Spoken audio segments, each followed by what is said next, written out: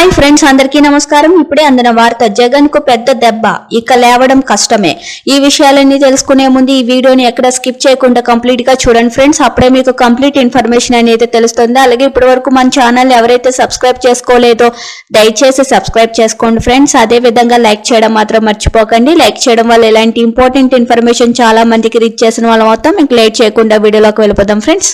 ఏపీలో అధికారం కోల్పోయిన తర్వాత విపక్ష వైసీపీకి మరో గట్టి దెబ్బ తగిలింది. ఇప్పటి వరకు రాజ్యసభలో 11 మంది సభ్యుల బలం ఉన్న వైసీపీకి ఇవాళ 2 ఎంపీలు షాక్ ఇచ్చారు.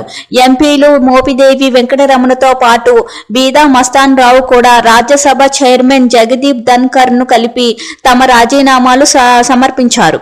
వీటిపై ధన్కర్ త్వరలోనే నిర్ణయం తీసుకోనున్నారు. వీరిద్దరూ త్వరలో టీడీపీ తీర్థం పుచ్చుకోనున్నారు.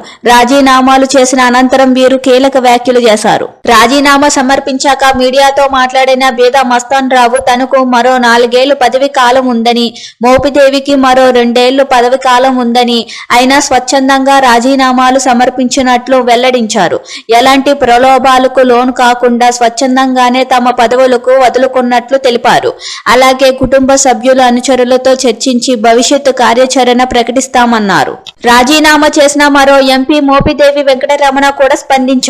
పార్టీలో ఏడాది కాలంగా జరుగుతున్న పరిణామాలతో రాజీనామా చేస్తున్నట్లు ఆయన తెలిపారు. 5 ఏళ్ల నుంచి రాజకీయంగా గౌరవంగా తలెత్తుకునే విధంగా అవకాశం కల్పించిన వైఎస్ జగన్ కు ధన్యవాదాలు అన్నారు.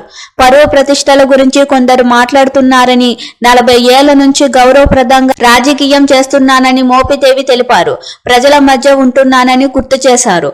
చూస్తున్నారు కదా ఫ్రెండ్స్, ఇలాంటి లేటెస్ట్ వీడియోస్ కోసం మన ఛానల్ని లైక్ చేయండి, షేర్ చేయండి, సబ్స్క్రైబ్ చేసుకోండి. అలాగే బెల్ ఐకాన్ని ప్రెస్ చేయండి. Thank you for watching.